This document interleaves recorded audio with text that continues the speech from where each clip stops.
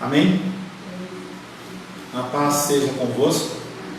Louvamos a Deus por mais essa oportunidade que o Senhor nos dá de estarmos na sua casa, buscando conhecer mais dele, buscando comunhão com os irmãos e sermos iluminados pelo Espírito Santo de Deus nas nossas vidas. Oremos. Senhor Deus, mais uma vez, despertamos, Pai, para te louvar. Despertamos, Pai querido, para glorificar o Teu santo nome, para aprender mais de Ti. Pedimos que o Senhor nos ilumine, que o Senhor nos abençoe, que o Senhor nos conceda, Pai querido, a Tua graça. Possamos, Pai querido, aprender mais de Ti, nos aproximarmos de Ti, Deus. Oramos e consagramos todo esse tempo ao Senhor, em nome de Jesus. Amém. Graças a Deus. Quero mais uma vez saudar você com a paz do nosso Senhor Jesus Cristo, orando para que Deus Ele fale conosco, nos dê luz, nos dê entendimento, que nós possamos, segundo a vontade de Deus, sermos abençoados com a ministração da sua santa e bendita palavra. Semana passada nós iniciamos o tema da teologia da alegria. Nós iniciamos falando sobre a busca do prazer em Cristo. Começamos na semana passada, dentro do nosso breve resumo, falando sobre a primeira pergunta do Catecismo de Westminster, que foi uma reunião de homens de Deus que definiram alguns princípios para o cristianismo bíblico. E a primeira pergunta é: qual o fim principal do homem? E a resposta, baseada em vários versículos e vários estudos, foi que o fim principal do homem, o propósito principal do homem, é glorificar a Deus e gozá-lo para sempre. E aí nós trabalhamos um pouco a condição da conjunção aditiva e, que fala sobre glorificar a Deus e gozá-lo e ser feliz nele para sempre. Muitas vezes nós separamos, nós dissociamos uma coisa da outra. Eu não posso intentar ser feliz e glorificar a Deus ao mesmo tempo. E aí você associa a vida com Cristo, a vida com Deus, apenas com dores, com dificuldades. E não é assim a vida do cristão necessariamente. Começamos também falei um pouco sobre a minha caminhada cristã, falando sobre a dificuldade, muitas vezes, em alegrar e ser feliz em Deus. Parece uma coisa estranha, mas às vezes a gente se culpa porque a gente é feliz estar em Deus. E naquela época, quando eu iniciei o ministério, muitas vezes eu me sentia incomodado quando eu me alegrava em coisas que Deus estava fazendo. É como se eu, quando trabalhasse na obra do Senhor, eu não pudesse me sentir alegre, eu não pudesse me sentir feliz em dar uma palavra de ânimo para alguém. Parece que a gente tem que chorar. E aí eu lembro que muitas pessoas baseavam o seu procedimento naquele versículo que Jesus chorou. Então não tem uma passagem específica dizendo que Jesus sorriu ou que Jesus deu risada. Então, mas tem uma que Jesus chorou. Então nós temos que ser cristãos melancólicos, nós temos que ser cristãos como se nós estamos jogados pelos lados. E isso é uma grande mentira. A minha noção de quanto mais elevada fosse a atividade, é que menos eu deveria sentir prazer naquilo. Não, nós temos que entender que temos que sentir prazer em sermos instrumentos do Senhor. Vim a compreender que a falta da alegria em Deus, em busca de Deus, é algo antibíblico. Nós temos que ter a felicidade, não necessariamente apenas nos seus dons, apenas nos seus bens. Isso é uma coisa muito pregada nas igrejas. Se Deus Ele te dá alguma coisa, você testemunha, você fala da alegria de ter sido abençoado por Deus, mas dificilmente a pessoa ela glorifica Deus em meio a um momento de dificuldade. Nós temos dificuldade com isso. Parece que nós só podemos estarmos felizes quando nós estamos repletos de bênçãos materiais. Buscar a própria felicidade não é pecado. Pelo contrário, é um traço comum da natureza humana. Todos os seres humanos desejam ser felizes. Esses dias eu li esse Pão da Alegria, né? Que Jesus chorou. Esses dias eu li o Salmo 105.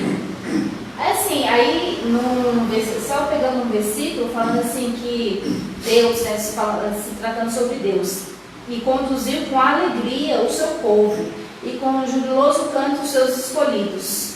Então, assim, se referindo a Deus, assim, esse salmo, sabe?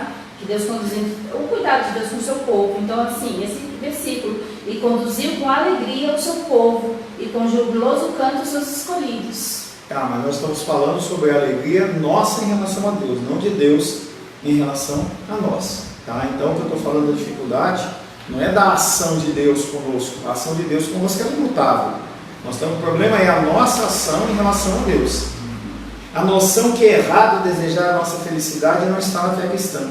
E as pessoas, é o que eu falei, as pessoas esperam que cristãos eles sejam melancólicos, tristes, não pode demonstrar uma alegria e satisfação, e isso é uma coisa errada. Aqui na palavra dele, você já está mostrando isso, Deus mostrando a própria. Não, mas é o que eu falei. Esse versículo ele fala da alegria de Deus para conosco. Eu estou falando da nossa dificuldade de nós para com Deus, ou nós para com a nossa vida. Então nós temos que buscar sermos felizes em Deus pelo que Ele é e não pelo que Ele nos dá. As pessoas elas vêm para a igreja enquanto estão sendo abençoadas materialmente. Por isso que as campanhas elas funcionam. Porque você faz uma campanha, venha 7 passos para você comprar sua casa própria, vão dar o tijolinho, não sei das quantos giros. A pessoa ela vem para buscar aquilo, ela não quer Deus. Ela quer a bênção que o Deus vai dar. E isso não gera alegria. Essa alegria é uma alegria que passa muito rápido, porque as lutas e dificuldades, elas se acumulam nas nossas vidas todos os dias.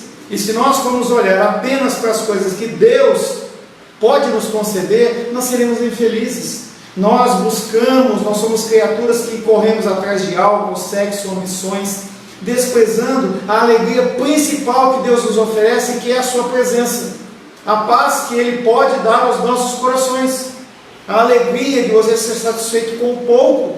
E não é você não poder ter nada. É questão de você estar satisfeito no sentido de ter paz no seu coração. O homem no jardim do Éden já teve essa felicidade. Ele trocou por coisas humanas, por coisas naturais. Coisas que nunca vão preencher o coração do homem.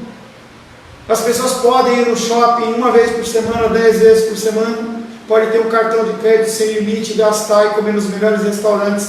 Sempre a pessoa vai estar insatisfeita, porque ela não tem Deus no coração. E eu não estou dizendo que você tem que abster das coisas materiais. Pelo contrário, as coisas materiais elas foram criadas pelo nosso Deus para que nós possamos ser felizes. Quando Deus ele faz a diversidade de cores, já usei esse exemplo várias vezes, quando Ele usa a diversidade de cores, tons de verde, de azul, a gente olha esse céu de Brasília lindo e maravilhoso, Ele poderia ter feito tudo cinza, preto e branco, e ninguém não ia saber nunca. Mas Ele faz exatamente para que a gente possa se alegrar nele, a gente possa olhar para esse céu, a gente pode olhar para uma comida saborosa, e quando nós degustarmos ela, nos alegrarmos, porque Deus fez sabores diferentes, cores diferentes, cheiros diferentes. O homem no jardim do Éden já teve essa felicidade, mas ele abriu mão disso. Todas as coisas elas são incapazes de tomarem o lugar para encher o local, a falta da presença de Deus. E aí no finalzinho da nossa segunda aula nós falamos que em outra obra, o autor C.S. Lewis, num livro chamado Uma Palavra sobre o Louvor, ele diz que quando estava começando a crer em Deus, um grande empecilho foram as várias exigências dispersas pelos salvos de que deveria louvar a Deus. Ele não via sentido em tudo isso. Além disso, parecia que Deus era como se fosse uma pessoa necessitada de desejos, de adoração, e não é esse o pensamento. Ele falava que eu considerava um tipo de elogio, aprovação ou honra. Jamais eu percebera que toda alegria transborda espontaneamente do louvor. Então, ele começa a perceber que o salmista, quando fala que assim como a corça anseia por águas, era um sentimento verdadeiro do coração dele. Era um homem, um salmista, em que ele, quando olhava para os prazeres do mundo, ele olhava e falava assim: eu prefiro Deus. E aí você vai ver versículos como fala: é melhor estar na tua casa do que em 1000 outros lugares. Lá ele fala também que outros versículos falam sobre essa alegria do Senhor, como a corça, enquanto eu medito na tua palavra, é o meu amor por ti. E mostra o salmista que ele é desejoso pelo Senhor, necessitado pelo Senhor. Salomão, depois daquela vida totalmente perdida, em que ele perde sabedoria e depois ele não sabe usar essa sabedoria, ele no fim do livro de Eclesiastes ele fala: tudo vaidade, fiz o que eu quis, tive os prazeres que eu quis ter, eu tive, mas isso é como correr atrás do vento, não me satisfez em absolutamente nada. Essa satisfação é uma satisfação que provém apenas do Senhor. A minha dificuldade maior, mais geral, com o louvor de Deus, dependia do absurdo de querer negar que nós gostamos de fazer aquilo que fazemos. Eu gosto de ser pastor. E às vezes você vê as pessoas sofrendo dentro do ministério. Vá procurar outra coisa para fazer. O ministério pastoral, ele é um ministério que ele é complexo, porque você tem que abrir mão do seu coração. Então o rapaz aí que estava aí na frente aí, eu fui estender a mão para ele e falei assim: será que você merece segurar na minha mão? Entende? E aí o rapaz ali atrás estava falando assim: olha, vamos pedir para o pastor orar para a gente, né, para ele dar um emprego para a gente. E aí ele olhou lá de longe e falou assim: e desde quando pastor de igreja vazia tem algum tipo de poder ou autoridade? Esse tipo de coisa, entendeu? Você tem que olhar para isso e ser feliz por receber as pancadas que o próprio Cristo recebeu. Ministério pastoral não se ensina em escola. Ministério pastoral, ele vem de vivência de vida e ação do Espírito Santo. Então, eu gosto de ser pastor. Gostaria muito que aquele rapaz tivesse entrado e ficado aqui, mas ele não quis. Entendeu? Não quis nem segurar na minha mão, nem na primeira, nem na segunda. Até cumprimentou a Benícia, mas ele não quis cumprimentar. Creio que gostamos de louvar o que nos alegra, porque o louvor não apenas expressa, mas completa a alegria. Ele é a sua consumação pretendida. Quando nós louvamos ao Senhor, parece que o nosso íntimo ele mexe, ele move, e aí nós conseguimos colocar de lado toda a nossa condição pecaminosa, a nossa situação de coração, e nós começamos com uma força, parece que sobrenatural, e levarmos as nossas vozes aos céus e adorarmos o nosso Deus. Esse era o elemento que faltava à minha busca do prazer: louvar a Deus, a vocação mais elevada da humanidade e o nosso chamado eterno. Não implicava em renúncia, mas em consumação da alegria que eu tanto desejava. Louvar a Deus é uma das coisas melhores. Tem até um ditado humano secular que diz que quem canta, seus males espanta. E quando você canta ao Senhor, é muito mais profundo que isso. O seu coração ele se move, o seu semblante muda, as suas dores parecem que elas doem menos. Meu antigo esforço de realizar a adoração sem interesse próprio nela provou ser uma contradição de termos. Nós adoramos apenas aquele quem nós amamos. Não existe algo como a adoração triste ou louvor infeliz. A verdadeira adoração que o Senhor procura, a adoração dos verdadeiros adoradores que o adoram em espírito e em verdade. O que é adorar a Deus em espírito e em verdade, senão adorá-lo na alegria e na tristeza, na saúde e na doença? Em alguns momentos da minha vida, eu decidi fazer isso. Algumas situações em que a tristeza era grande demais para caber, eu consegui olhar para os céus e falar: Deus, louvado seja o nome do Senhor. É uma coisa difícil, mas é uma coisa que nós temos que praticar. Eu lembro que eu ainda estava namorando com a Luísa, estava namorando com a Rosângela, e aí eu ouvi um barulho lá. Quando eu saí, estava a porta do meu carro, o cara abriu, colocou o joelho na porta e abriu assim, né, e roubou o aparelho de som. E eu olhei aquela cena, né, meu carro tão bonitinho, e eu olhei assim, não sei de onde que veio aquilo. Eu olhei para o céu: Senhor, muito obrigado, glorificado seja o seu nome, por causa que esse negócio aí que aconteceu. Não sei por que eu falei aquilo, não sei de onde veio aquilo, mas me deu uma paz tão tranquila no coração. Eu tivesse que se não tivesse gente que eu não teria dado essa história. Porque tem gente que quer que eu troque a hora que eu estou zangada, que eu quero dizer qualquer coisa. Ele não tem que dar glória a Deus. Como é que eu vou dar glória a Deus? Querem falar outra coisa? Não tem jeito não. Ou você dá glória a Deus de coração lá de dentro, ou você não fala nada. Porque Deus não é bom não. Mas eu tenho aprendido dos reis que nós temos que muitas vezes construir hábitos externos para que nós possamos ter mudanças e transformações internas. A regra é do interno para o externo. Então, por isso que eu tenho. Mas muitas vezes a gente estabelece hábitos externos até que em algum momento a gente seja convencido no nosso coração. Sim, aí quando o Senhor deu aquele glória a Deus, ele veio de dentro, porque senão o Senhor não dá. Não, sim, tenho certeza disso. Veio de dentro. Tem que acostumar a fazer isso por alto, certamente. Mas se a gente não pratica, como que a gente vai fazer? O amor ao próximo, o amor ao Senhor, a felicidade em meio a outras dificuldades, em que a Diane mandou aí, 9:1, o ônibus só passou agora. Deus, muito obrigado, porque o ônibus passou perto. Parece que é algo que é contra o nosso racional, mas é o que Deus pede que nós façamos. Porque aí nós conseguimos, com o nosso hábito, com o criar do nosso hábito, nós começamos a mudar o nosso jeito de agir e responder às situações. Nós precisamos fazer isso. Não existe algo como adoração triste ou louvor infeliz.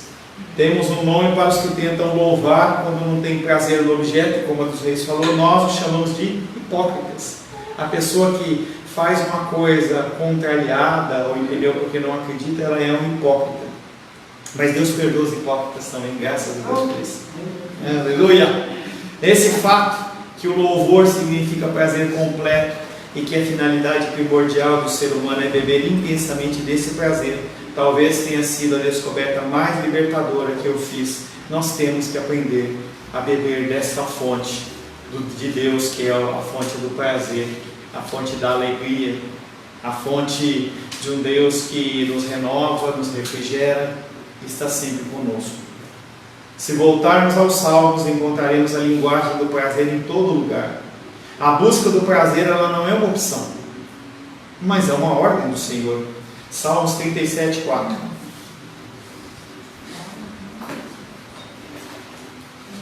É a nossa sequência de sempre, tá? Salmos 37:4.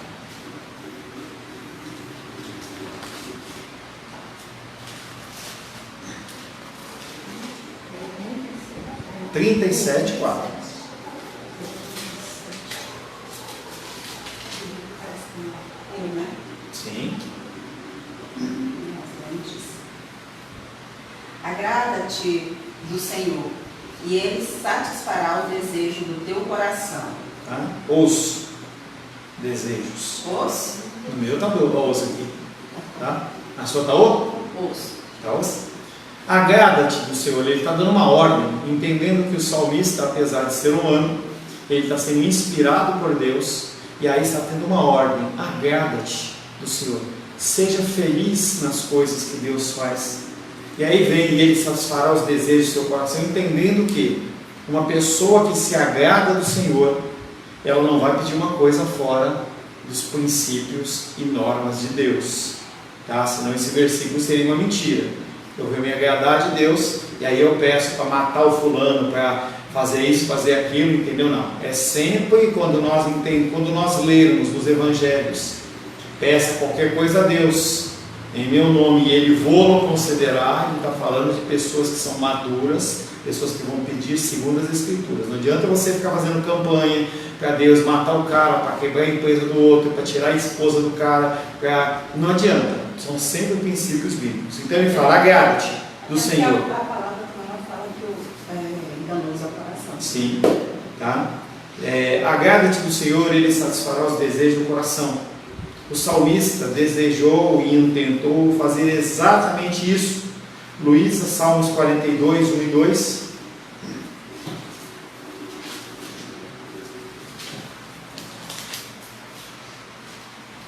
Como suspira a corça pelas correntes das águas, assim por ti, ó Deus, suspira minha alma. A minha alma tem sede de Deus, do Deus vivo. Quando irei e me verei perante a face de Deus?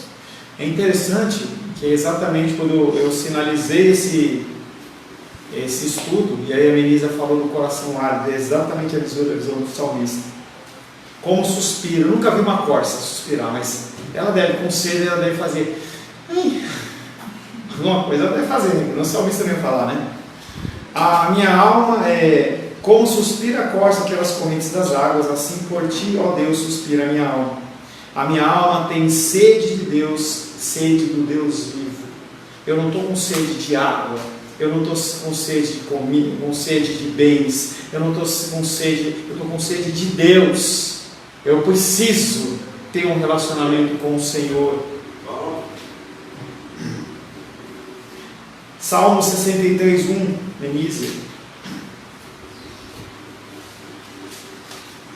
63:1. Exato. Ainda coube a você exatamente o versículo que você pôs lá.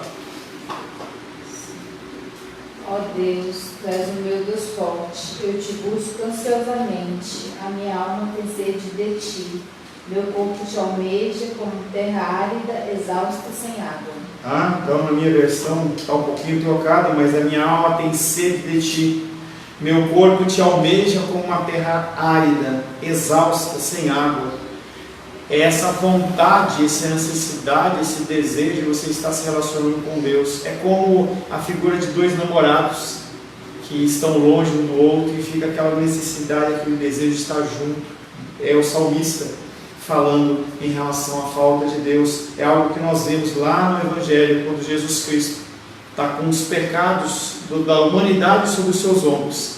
E aí o céu se fecha. E ele não vê a presença do Pai, não vê a face do Pai, e ele fica desesperado, ele fala, meu Deus, por que me desamparaste? Por que me desamparaste? Isso aí, literalmente, Jesus é água viva, água espiritual e o pão espiritual. Então, não existe. Pão espiritual. Não. Água da água. Não existe outra água Não. espiritual e não existe outro pão espiritual. E esse pão que como a gente precisa, o corpo precisa fisicamente ser alimentado, nós precisamos todo dia desse pão espiritual, dessa água espiritual, todo dia. E não há outra coisa que possa nos satisfazer a não ser esta presença do nosso Deus. O tema da sede tem sua contrapartida no matar a sede, quando o salmista fala, Salmos 36:8, de N.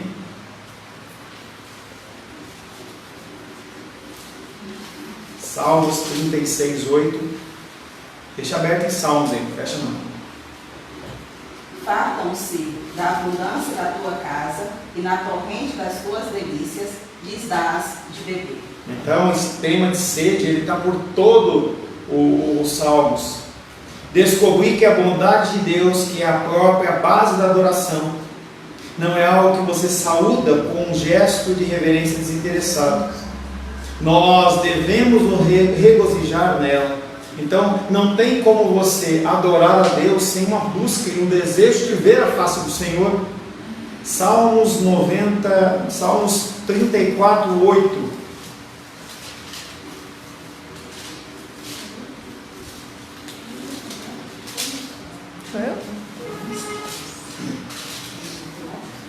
Provai e veja que o Senhor é bom.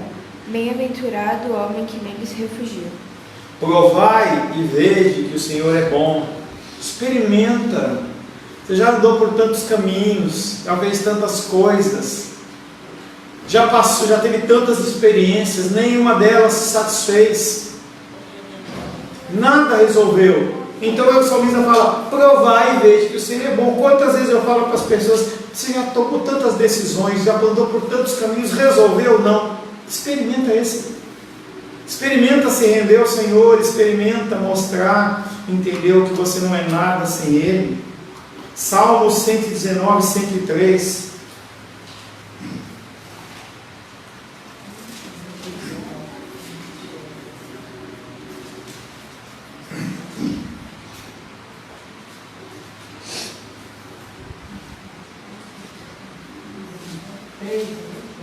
Cento e 103.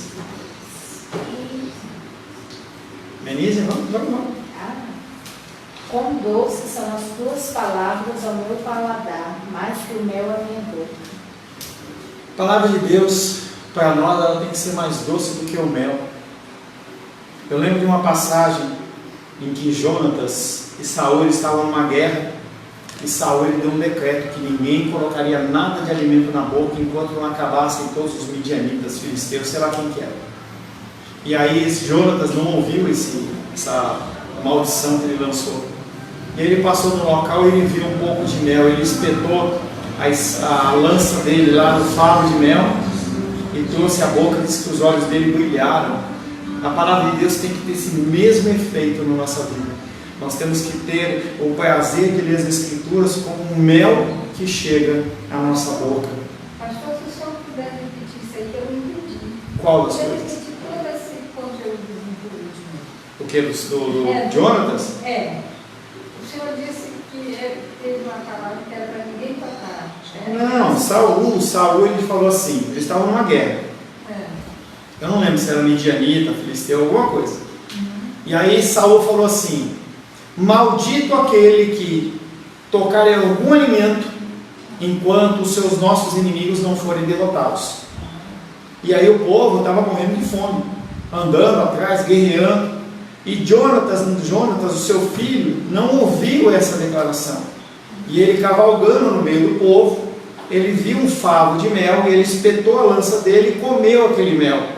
E os olhos deles brilharam de renovo das forças, das energias. O que eu estou dizendo é, a palavra de Deus ela tem que ser como este mel na boca de Jonatas, trazendo-nos a alegria, o brilho nos olhos. Nós temos que saber que as Escrituras elas são sempre algo que vão nos trazer renovo, reforço, e nós podemos nele confiar. Pastor, você pediu para ler o 103 e o 104 aqui, do 119, fala: por meio dos teus preceitos eu consigo entendimento, por isso eu detesto todo caminho de falsidade.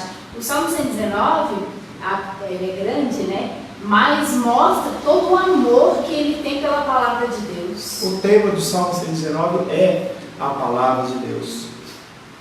Nos Salmos, Deus é o nosso objeto de satisfação. Seu povo adora sem constrangimento. Salmos 43, 4.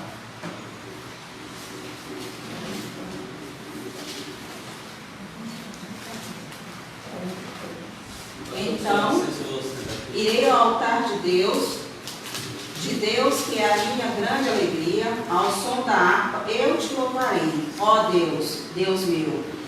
Deus, para o salmista, ele é objeto de grande alegria.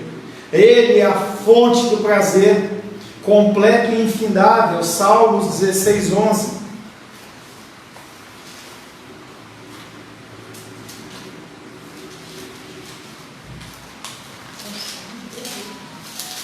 Salmos 16, 11. Luiz? 16, 11? Sim. Tu me farás ver os caminhos da vida, na tua presença há plenitude de alegria, na tua destra delícias perpetuamente. Tu, Deus, nós não conseguimos enxergar Deus nesse âmbito, nesta forma, mas Ele nos faz ver os caminhos da vida. Na presença de Deus, a plenitude de alegria. Não é uma alegria que passa, não é uma alegria de tomar um sorvete, não é uma alegria de comprar um sapato, não é uma alegria de comer algo gostoso num restaurante. A alegria é uma alegria plena. E aí ele fala que na tua destra, ao seu lado, no lado direito, o Senhor ele continua nos abençoando com delícias perpetuamente. São coisas que não findam. Esses são alguns argumentos para sermos cristãos que busquem o prazer. Meditando nessas coisas, emergirá uma filosofia que vai tocar todas as áreas da sua vida. Se você começar a entender a abrangência de Deus, a ação de Deus, o amor de Deus, a alegria de viver nos caminhos do Senhor, todo o seu ser vai ser impactado. Não tem espaço para nada. Não tem espaço para tristeza.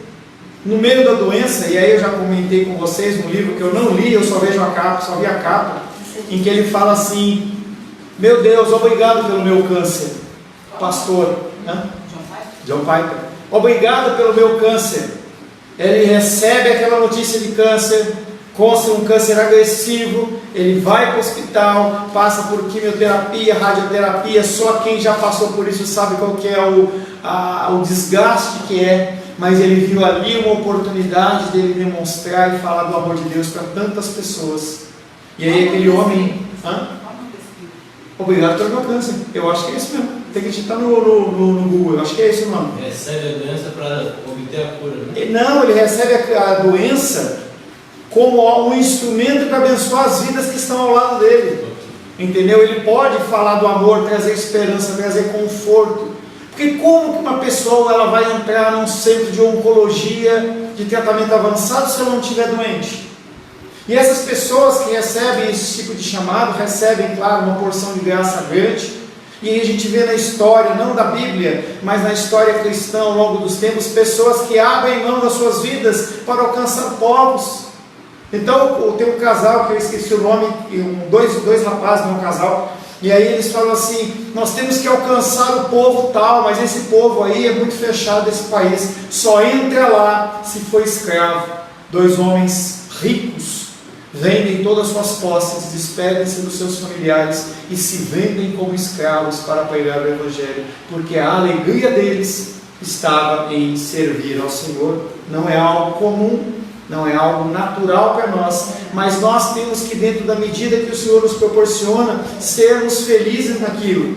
Nós não temos que necessariamente almejar, sofrermos mais para poder louvarmos mais ao Senhor, mas naquela porção que nós temos que buscar louvar ao Senhor. Se você tem uma casa, entendeu? Louve ao Senhor. Se você não tem casa, louve ao Senhor. E eu sei da dificuldade que é uma pessoa louvar na dificuldade. Eu também, como vocês, já tive vários momentos de dificuldade, de dor intensa e extrema. E é nesse momento que você mostra que você é um verdadeiro adorador e que as suas fontes estão em Deus, e não na situação temporal que você está passando.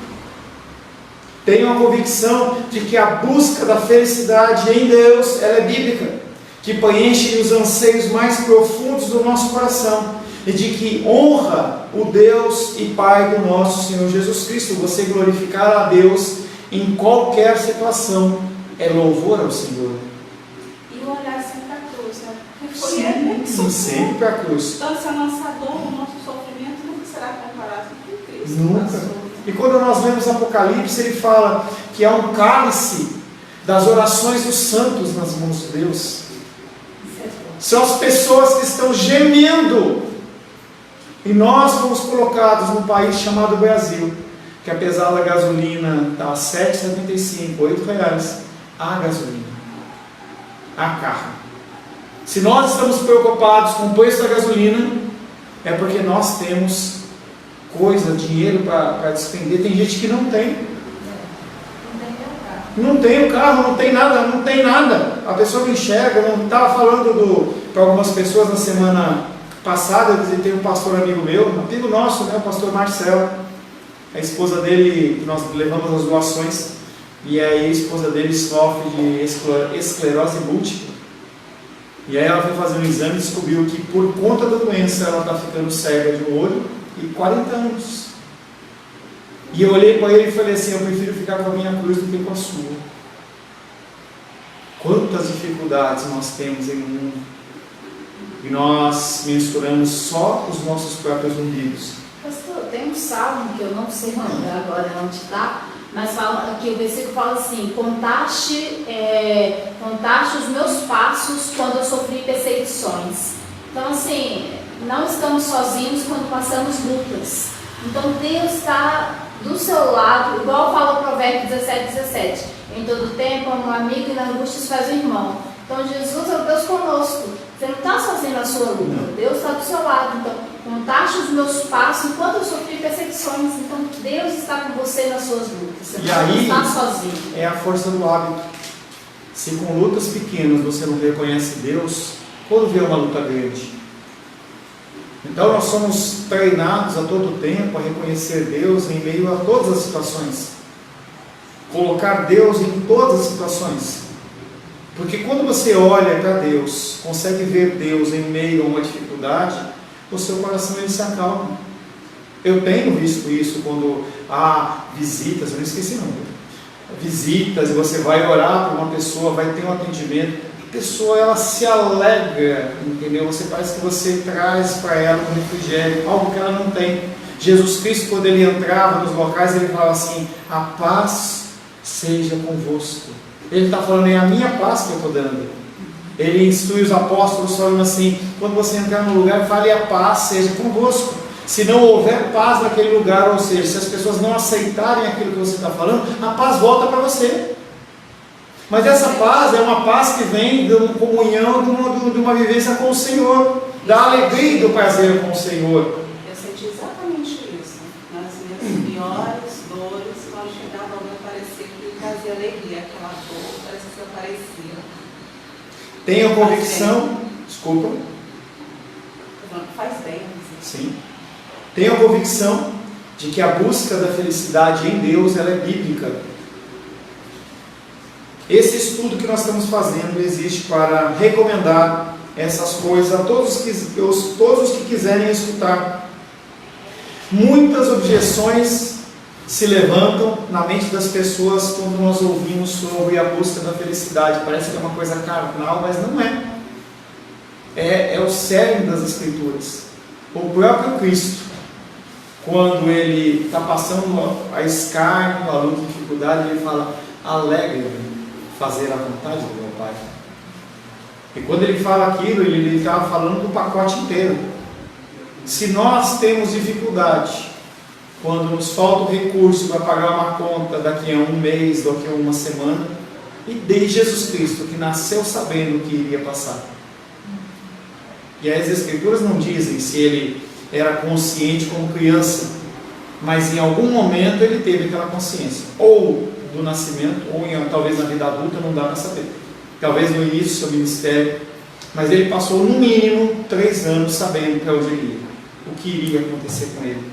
E como é que ele era uma pessoa tão alegre, tão viva, participando de tantas coisas, com um destino tão complexo? Ele tinha prazer no Senhor. Ele tinha prazer no Deus que ele servia. No princípio ele fala, né, que a minha comida é fazer a vontade do Pai. Certa feita ele fala assim: aí, aqui tua mãe, teus filhos, minha família e meus filhos são aqueles que fazem a vontade do meu Pai. Olha, pastor, eu sei que está um pouquinho fora do assunto, mas sobre a vida de Jesus não foi fácil. A vida dele só foi de abnegação o tempo todo. Onde ele chegava, tinha um monte de gente rodeando ele, e ele nunca negou bênção, pelo contrário, na hora que a bênção saiu sem ele ver, ele queria mostrar que ele viu, que ele sentiu. É isso. E nós só temos um reflexo de 3 anos. E os outros 30? O que ele fez, o que ele viveu, o que ele passou, as lutas que ele passou. Eu consigo contemplar a vida dele como adolescente, os meninos querendo ver alguém nu ou fazer alguma coisa, e ele falando não e sendo colocado de lado. Fala, meu querido. Em questão do Jesus, eu acho que ele foi assim, bem sucedido, porque Maria também é uma mãe que, e hoje é Dia das Mães, né? Eu queria agraciar todas as mães que estão aqui, a sua esposa, pelo Dia das Mães, e Jesus teve uma mãe assim excelente. Com certeza. Representada pelas 4, e tem gente às vezes que não é mãe e quer ser mãe no futuro. Quando a gente vê a figura da família de Cristo, é uma família bendita, no sentido de que toda ela foi uma família que foi iluminada pelo próprio Deus. A situação em que Cristo foi gerado, às vezes a gente passa muito rápido naquela situação, mas o que iria acontecer com Maria naquele momento em que ela sumiu era ser apedrejada. Se José tivesse se levantado, entendeu? Então, é o contexto de Josué. Josué ele fala assim: eu e a minha casa serviremos ao Senhor. Então, toda a nossa vida, toda a nossa família, todo o cenário que nos cerca, ele nos molda para um propósito maior, que é servir a Deus. Espero que o estudo responda aos questionamentos mais sérios, mas talvez eu possa desarmar de antemão um pouco da resistência, fazendo alguns comentários. Eu preparei alguns comentários em relação a algumas dúvidas no nosso coração, em relação a essa busca realmente da felicidade, dessa busca da presença de Deus como ser alguma coisa boa. Primeiro, o prazer cristão, no sentido como eu uso o termo, não quer dizer que Deus se torna um meio de ajudar-nos a conseguir prazeres mundanos, não. E aí as pessoas às vezes acham que Deus ele está ali como apenas um gênio da lâmpada, como alguém que existe apenas para satisfazer os nossos desejos, um garçom, entendeu? Muitas pessoas têm Deus como um garçom, e Deus não é um garçom. Às vezes as pessoas, é aquilo que eu falei, as pessoas elas acham que Deus ele só é bom ou só tem poder quando ele faz o que eu quero, no momento que eu quero. Então, o prazer que o cristão busca é o que está no próprio Deus. Ele é o fim da nossa busca, não o meio para outro fim. Nossa grande alegria é o Senhor. Não são as ruas de ouro, ou a reunião com parentes, ou qualquer outra bênção do céu. O prazer cristão não reduz Deus a uma chave que abre um baú cheio de prata e ouro. Antes, ele busca transformar o coração de tal modo que Todo-Poderoso será o teu ouro e a tua prata escolhida. Está lá em Jó 22, 25. Quando você entende Deus, você começa a olhar para esse Deus de uma maneira diferente. Você não se satisfaz com o natural. Você quer Ele, a presença dEle.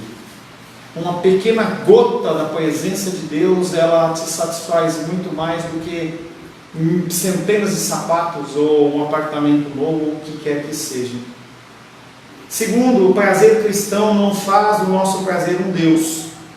Ele diz que já fizemos um Deus de tudo mais que temos prazer. Nós temos ídolos no nosso coração. Nosso coração é uma fábrica de ídolos.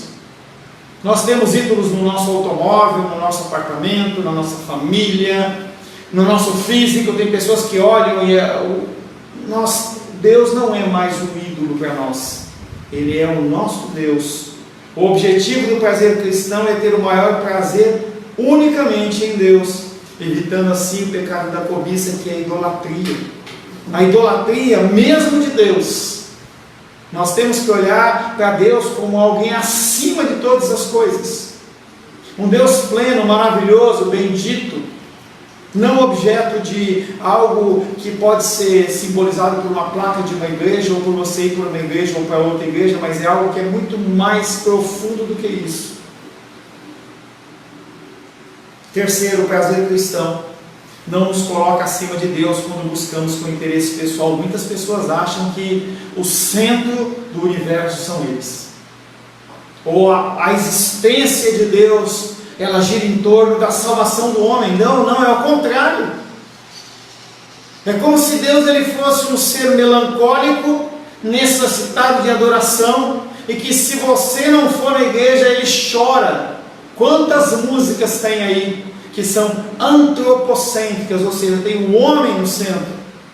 Deus me ama, me ama, me ama, me ama, me ama. Parece que Deus é desesperado pelo meu amor, que Ele precisa de mim. Ele não precisa de mim. É aquela frase de caminhão que eu já vi, você deve ter visto.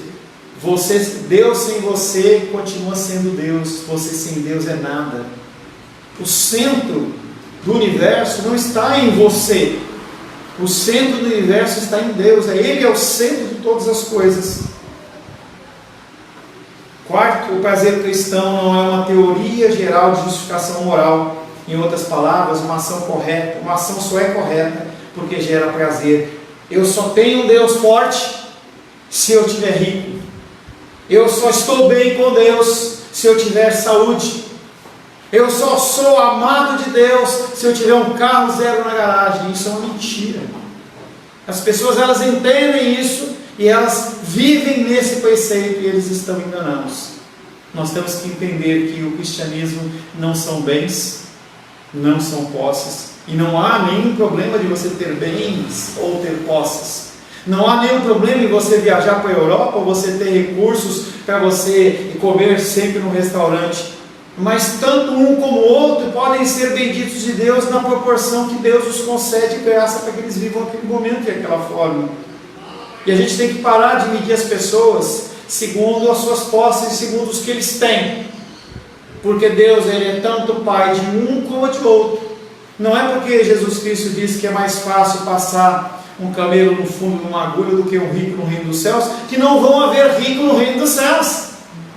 Vão haver. É que a grande maioria das pessoas que são ricas, elas têm a soberba no coração de achar que tudo que eles granjearam foram pelas suas próprias forças. Mas do outro lado também encontramos pessoas pobres, sem recursos nenhum, que são soberbas. Então não é uma condição financeira que vai definir se você é ou não bendito de Deus, mas o grau de intimidade que você tem com o nosso Deus. Amém, queridos? Nós vamos para o nosso intervalo. Agora é hora da gente dar um glória a Deus bem dado. Glória a Deus, bem dado. Bem dado. Glória a Deus. Eu tinha uma tia que era avó da minha prima, e era o glória a Deus, eu escutava da casa dela, né? Então a minha entonação, não sou muito de falar, eu prefiro preservar a voz assim, mas se eu assoviar ou dar um gol de algum tipo, o povo escuta lá no Mané Garrincha, né? Então é melhor não falar muito E de hoje tem futebol. jogo da volta para o Flamengo. Ó, glória a Deus. Quem são os flamenguistas aí da... Amém, gente? Ó, então, Que Deus abençoe. Vamos voltar após o nosso intervalo, às 10h45. Que Deus te abençoe e te conceda graça. Amém.